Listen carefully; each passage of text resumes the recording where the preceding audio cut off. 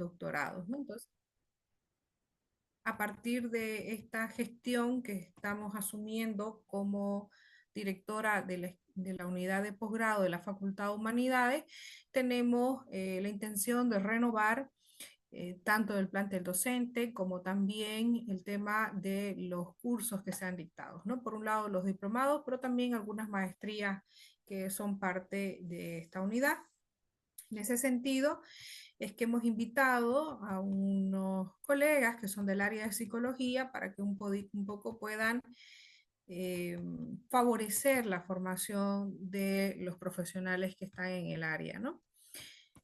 Es una obligación de nuestra universidad trabajar en el enfoque de la formación, de la extensión y obviamente de la investigación. Y el posgrado se convierte en un área también de no solamente formación, sino también de investigación, ¿no?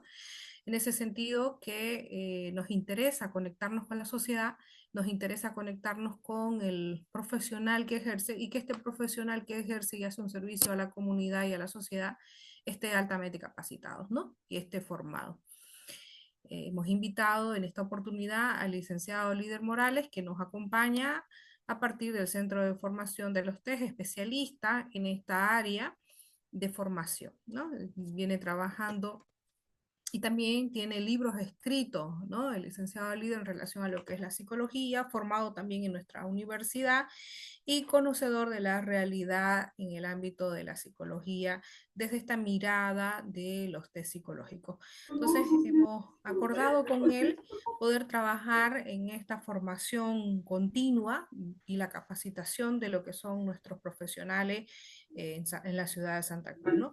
También como es virtual, permite seguramente conectarnos con algunos otros profesionales en el área de psicología que están en provincia o que están en otros departamentos. Es una gran ventaja el poder llegar a ustedes desde la Universidad Autónoma Gabriel René Moreno de la ciudad de Santa Cruz a otros lugares, ¿no? A otros profesionales que son parte de esta comunidad de profesionales en psicología, ¿no? Eh, no sé si ahora me escuchan mejor, licenciada Midak, ¿sí? Ya. Bien, entonces decíamos que estamos a cargo de la unidad de la Escuela de Posgrado de la Facultad de Humanidades, en la cual tenemos 7 carreras y entre ellas la carrera de Psicología. Por lo tanto, tenemos la competencia para la formación en el área del posgrado como diplomados, maestrías y doctorados, ¿no? Entonces, hemos invitado, decía el licenciado Líder Morales, quien tiene experticia y mucha experiencia en la capacitación en esta temática. Por lo cual, licenciado Líder, yo le doy la bienvenida, pero también, obviamente, el agradecimiento por hacerlo de manera gratuita, ¿no? Para nuestra universidad y sobre todo formando a los profesionales en esta conexión que debe tener nuestra universidad con la sociedad. Muchas gracias y adelante. Buenas noches a todos, ¿cómo están, colegas? Gracias por la invitación, estimada Licen Patricia, a través de la unidad de posgrado. Colegas, primeramente me gustaría saber si se logra escuchar. ¿Me confirman, por favor? Muy bien, muchas gracias. Por allá me dicen que sí. Bien, voy a dar inicio al taller que venimos nosotros por acá en compartirles. Hay otras en carpeta, por allí vamos a anunciarles luego. A propósito, voy a bloquear los micrófonos y también bloquear la pizarra por si alguno, ¿no? A veces ¿no? Se escribe en la pizarra. Permítanme aquello. A propósito, lo estoy haciendo ya luego de mi ponencia. Pues habilitaré los micrófonos y si hay consulta, bienvenidas todas. Permítanme, eso es lo que haré en este momento. También bloquearé la pizarra para cualquier tipo de anotación que a veces se hace involuntariamente. Listo, ahora sí. Pondré la pantalla grande por acá. Bien. Es un tema muy importante para nosotros que utilizamos herramienta, instrumento de recolección de información a partir del objetivo evaluativo que tengamos en diferentes contextos de nuestro rubro. Bien, de allá surge esta temática. Bueno, vamos a acercarnos un poquito al tema, expresando el propósito. Vamos a analizar eso sin duda alguna a través de todas las herramientas que, bueno, no todas, pero sí algunas que consideramos pertinentes, que ejemplifican los puntos a desarrollar en este momento. Bueno, particularmente vamos a analizar de manera crítica, contextual, teórica, práctica, estas ideas sobre los estilos o sesgos de respuesta.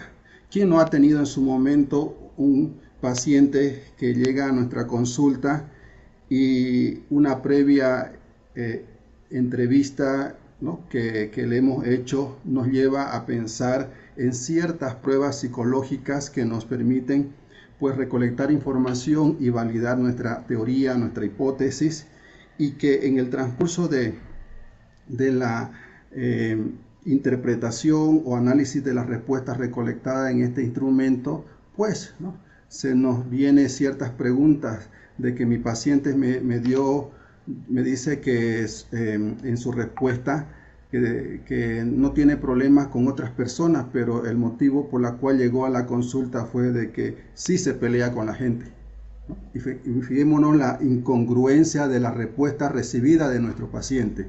Y por allá va el propósito, analizar de acuerdo al tipo de respuesta que recibimos de nuestro paciente, dependiendo del tipo de instrumento que utilicemos. Entonces vamos a analizar de manera crítica los estilos de respuesta recibidos de nuestra parte, realizada por los pacientes y recibido, ¿no?, para que luego nosotros analizamos, etc.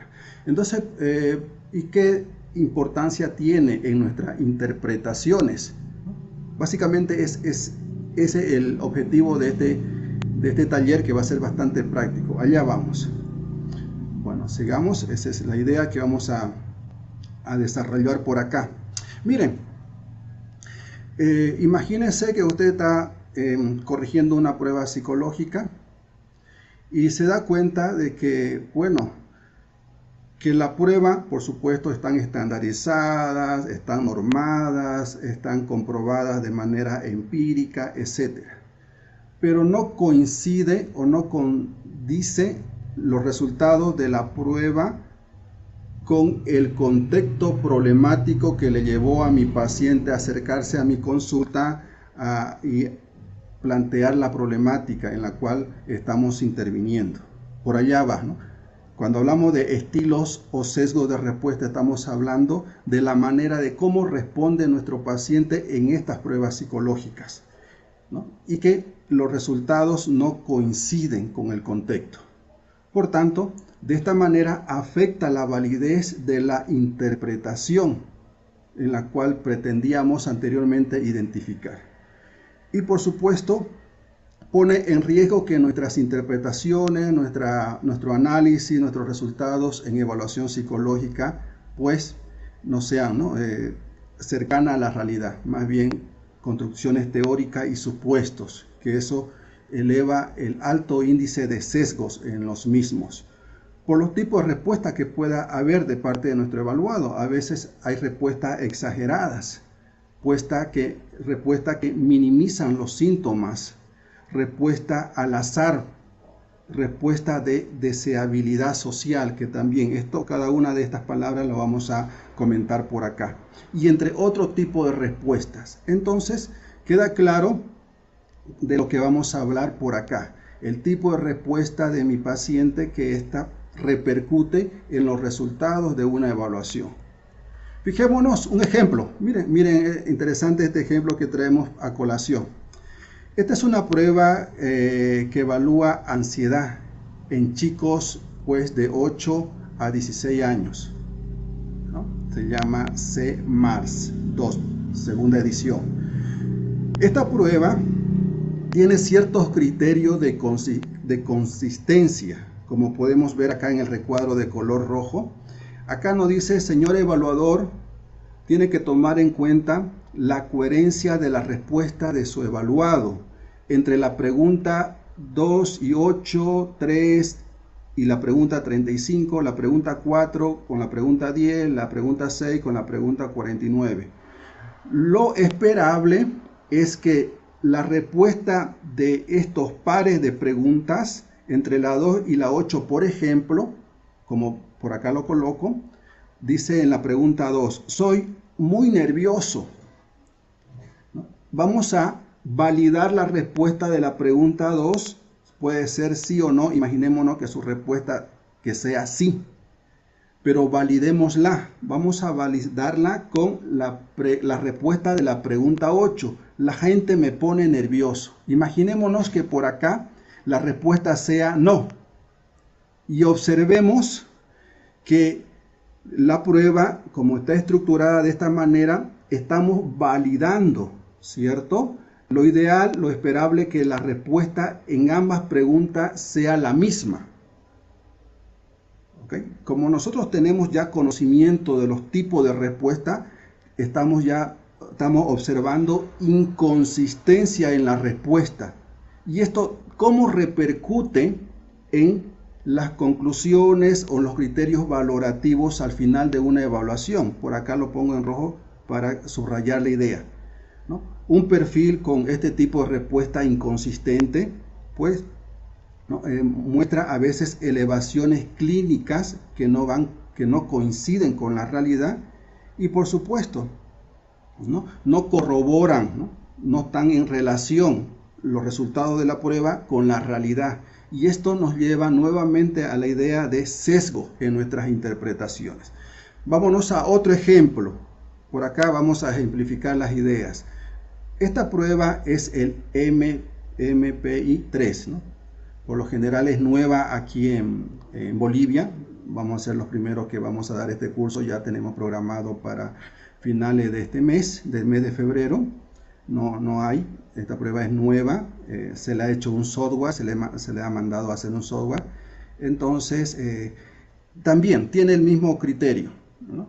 Miren, en el cuestionario que se le da a nuestro evaluado, vamos a contrastar la inconsistencia de respuesta.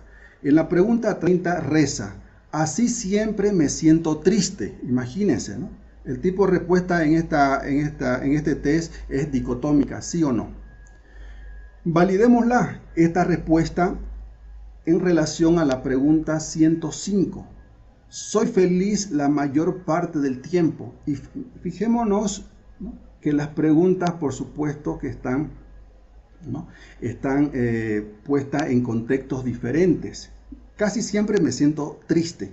La 105, soy feliz la mayor parte del tiempo. Si responde verdadero en ambas, se contradice. Y el automático de esta prueba detecta ese tipo de respuesta. Y nuevamente nos preguntamos, ¿cómo repercute, ¿no?, en nuestras conclusiones diagnósticas, valorativas de los resultados en una evaluación, ¿no? Por supuesto que no va a coincidir los resultados de la prueba con el contexto y es conveniente tomar en cuenta y analizar los tipos de respuestas que estamos recibiendo de nuestros pacientes.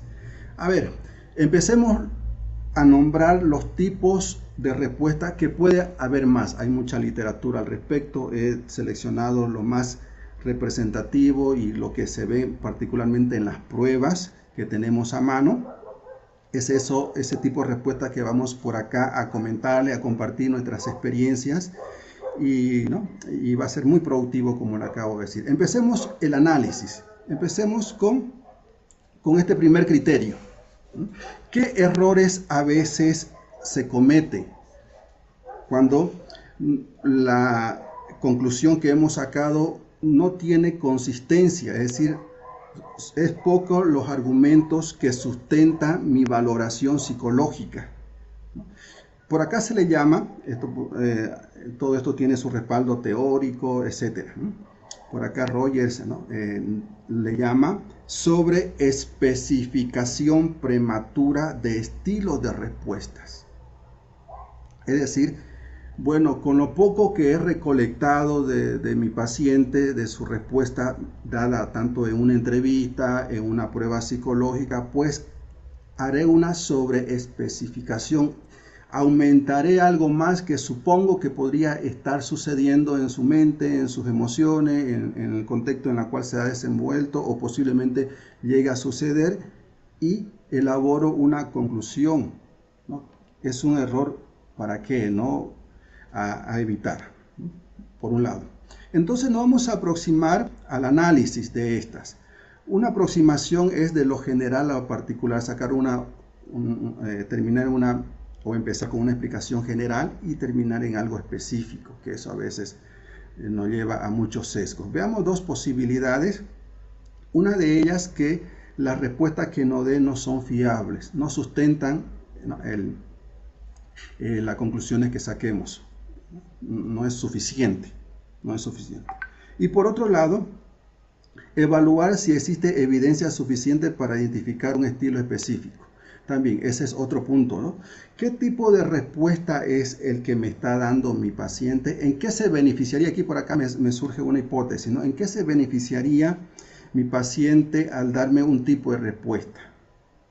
Puede ser la pregunta, por la respuesta que podemos nosotros por acá discutir es, bueno, es dependiendo del contexto, pues, ¿no? Si estamos en un contexto en la cual el juez tiene que tomar ciertas decisiones sobre la respuesta que el psicólogo dé a través de su informe y dependiendo de ello uno va a ser detenido, etcétera. Por allá vendrá, ¿no? Algún tipo de respuesta que también lo vamos a ver por acá. Bueno, eso en términos generales. Ahora sí pasemos a los tipos de respuesta. Una de ellas es falsa fiabilidad. ¿A qué se está refiriendo este tipo de respuesta que nos va a permitir a nosotros a identificar en las evaluaciones que hacemos? Cuando hablamos de falsa fiabilidad, estamos hablando que la respuesta es inconsistente o contradictoria, ¿no? Hace un momento, por acá, ¿no? Hacía alusión, me remitía al MBI-3 que evalúa personalidad y psicopatología en personas de 16 años en adelante, ¿no? En este ejemplo es evidente, ¿no? La contradicción si en las dos dice verdadero. En estas dos preguntas, casi siempre me siento triste, soy feliz la mayor parte del tiempo, contradictorio, es un ejemplo. Por acá encontramos otros ejemplos a partir de otras pruebas psicológicas en la que vemos arriba de Einstein que evalúa, ¿no? Personalidad también, pero con otras características, ¿no? En este ejemplo, mi paciente, fijémonos por acá, hay un disimulo en su respuesta.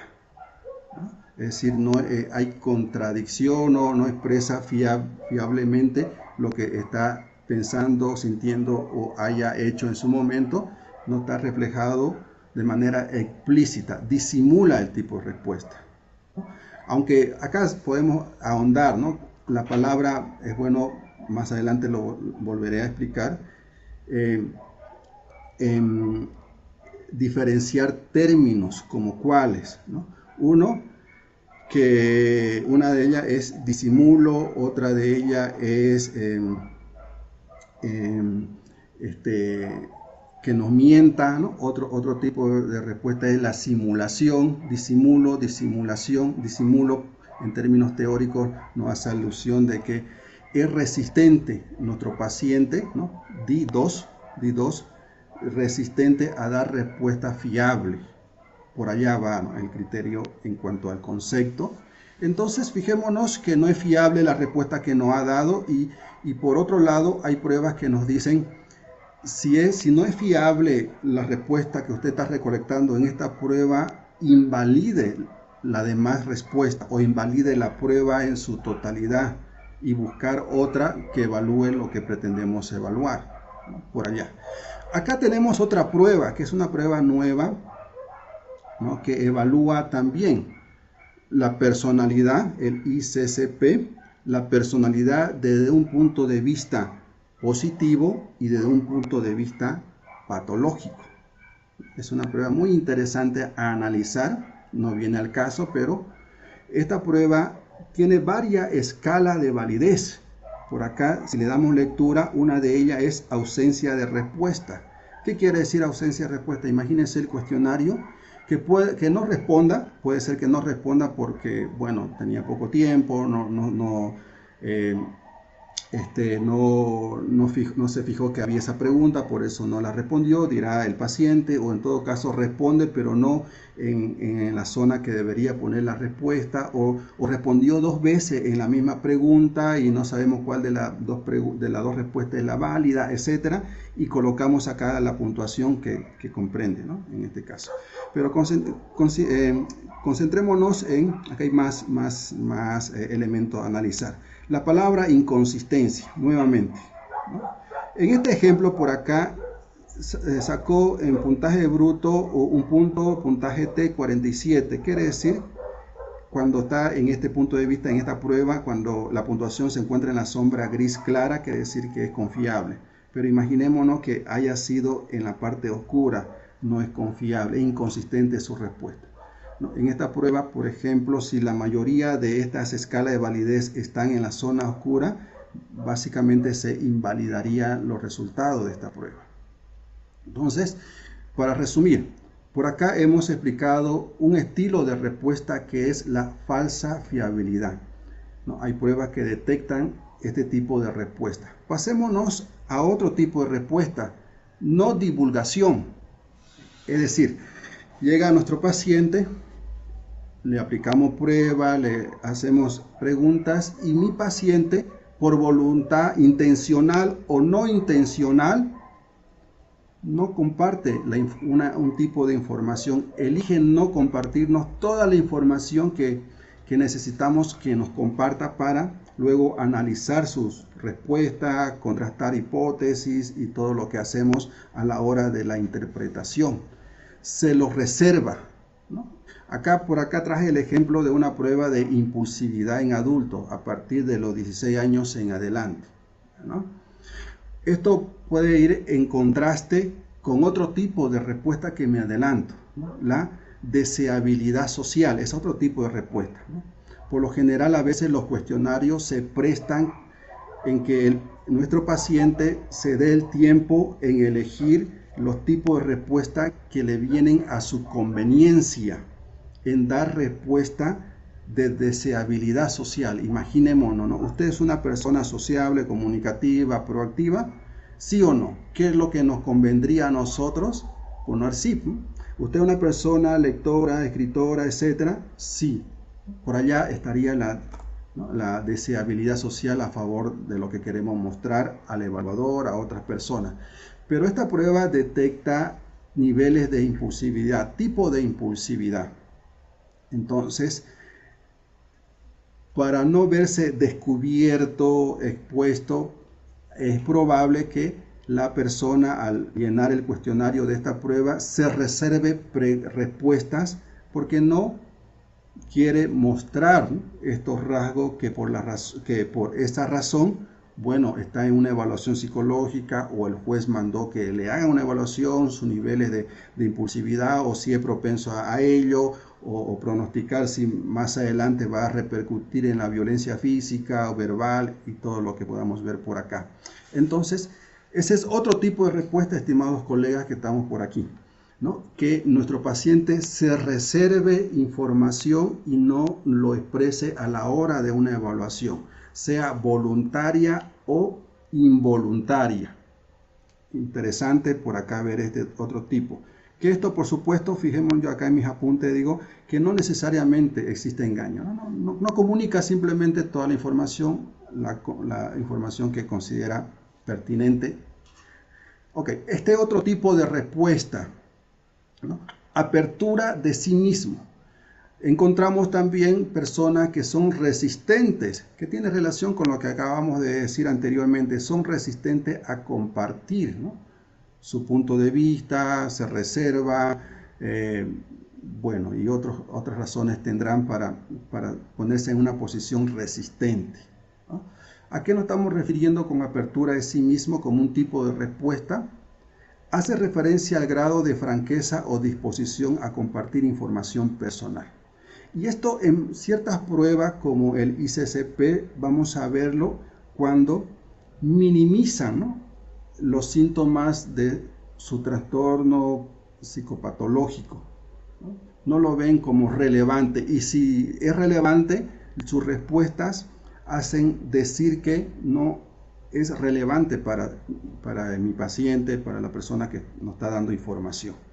Por allá podemos evaluar esa apertura de mi paciente en este tipo de pruebas y otras que no es la única. Otro tipo de respuesta es el engaño y disimulación. Ojo, acá nuevamente me remito al concepto que anteriormente estaba yo explicando.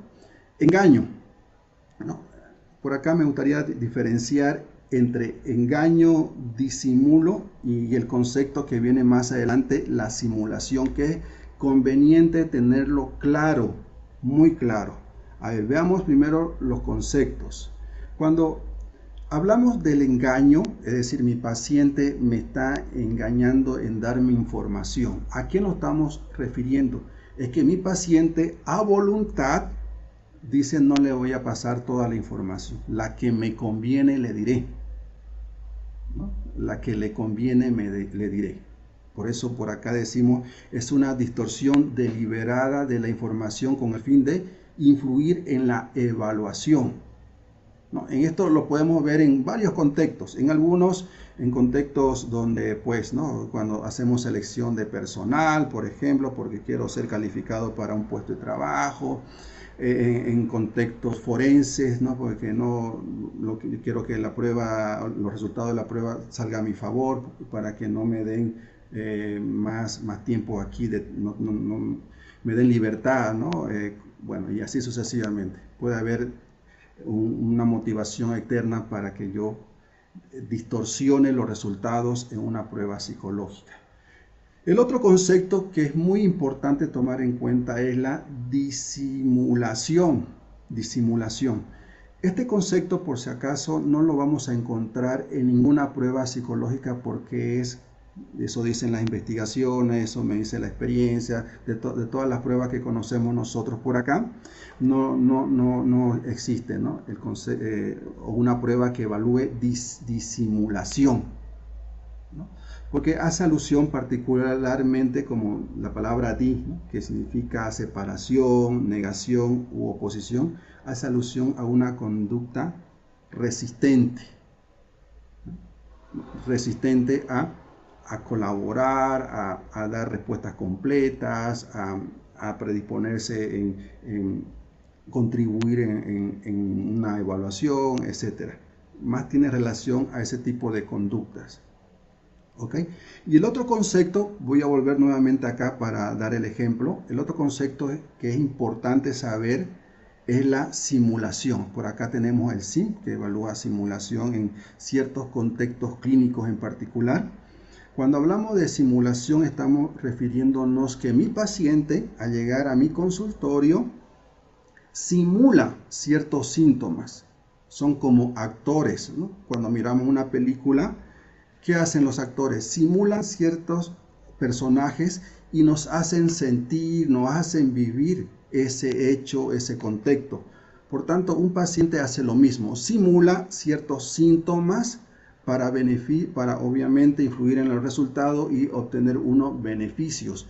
Y la diferencia entre la simulación y el engaño es que en cuanto a la simulación, la persona nos da información, entre comillas, pertinente, coherente, adecuada, de acuerdo a lo que nuestra prueba está evaluando. En otras palabras, si en la prueba que estamos utilizando hay varios criterios de validez, allí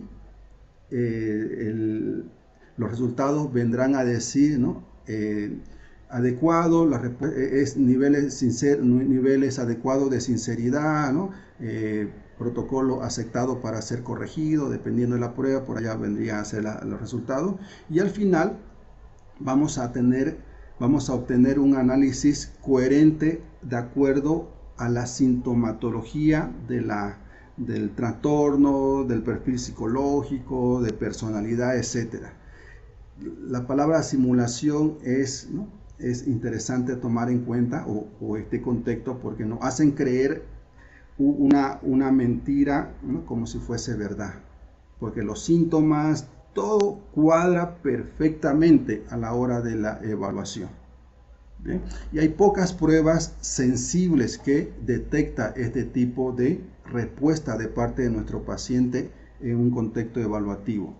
Bueno, vuelvo nuevamente al ejemplo por acá. Entonces, estamos hablando de engaño y simulación, ¿cierto? Hay pruebas que son sensibles, nuevamente subrayo la idea, que detectan, ¿no?, la distorsión, el engaño, a través, puede ser de escalas como la minimización o la maximización de los síntomas. Bueno, porque eso hace ver que sus respuestas son inconsistentes, son incoherentes, y es fácil detectar el engaño, pero no así el detectar la simulación. Por eso una simulación a través de la respuesta que nos dé en una prueba psicológica elegida, la respuesta va a ser sistemática, extremo, coherente con el cuadro patológico aparente, ¿no? Y es por eso que se requiere más fuentes de información para detectar la simulación de respuesta de nuestros pacientes. Otro tipo de respuesta es la defensividad.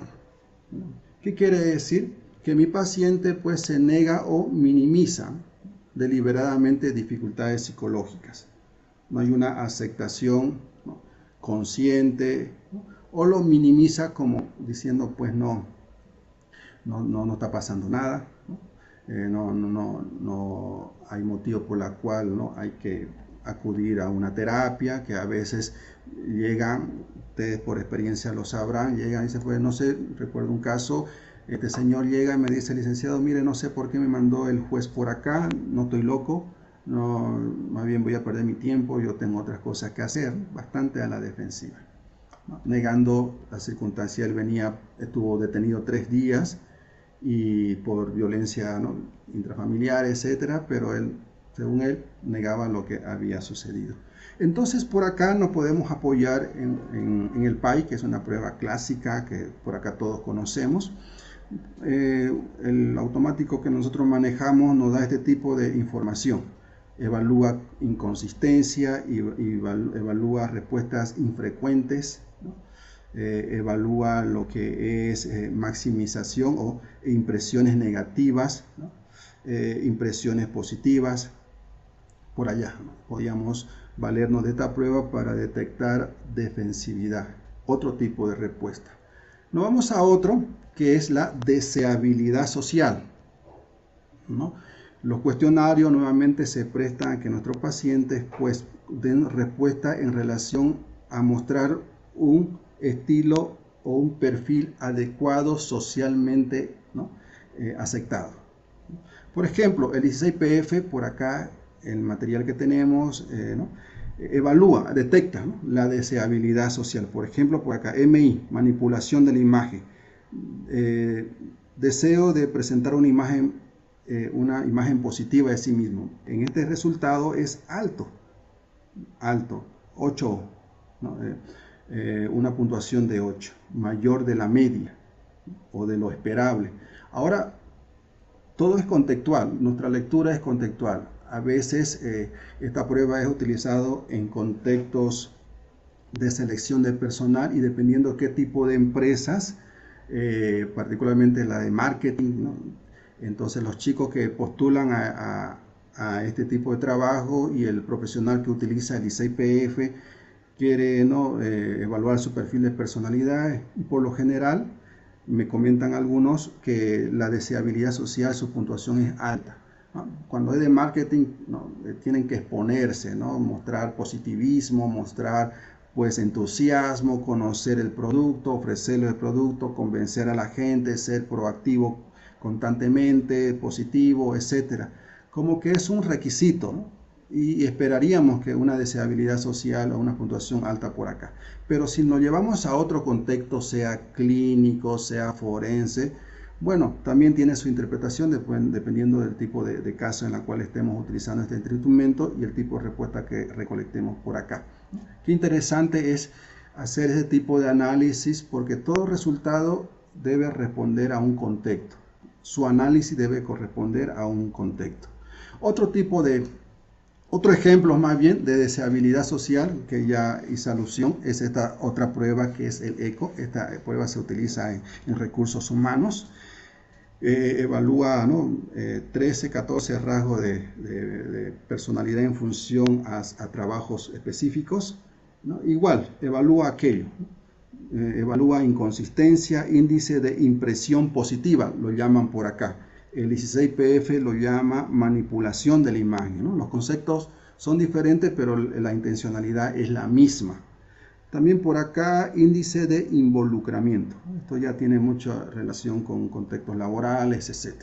Bueno, miren, como que hemos visto varios estilos de respuesta, ¿no? Que nuestro paciente nos puede dar y detectar qué tipo de respuesta, con la finalidad de que este tipo de respuesta repercute en nuestro análisis, en nuestros resultados evaluativos, ¿no? Y cuando se da este tipo de respuesta, como es la falsa fiabilidad, la no divulgación, apertura de sí mismo, engaño, disimulación, simulación, defensividad, deseabilidad social, como lo hemos visto en estas dos pruebas, por supuesto que va a repercutir, ¿no?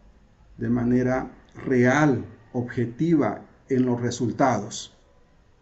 Y por ya ir concluyendo este espacio, miren, los dominios de la disimulación, ¿en qué contexto por lo general se puede estar dando?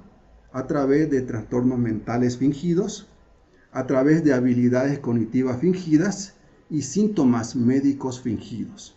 Por eso, ¿qué tan importante es la detención eficaz que requiere instrumentos sensibles al dominio evaluado, que dependiendo del contexto que compete, ¿no? Que nos tocaría evaluar? Y por tanto, ya esta es la idea última, evitar estos errores, ¿no? Frecuentes.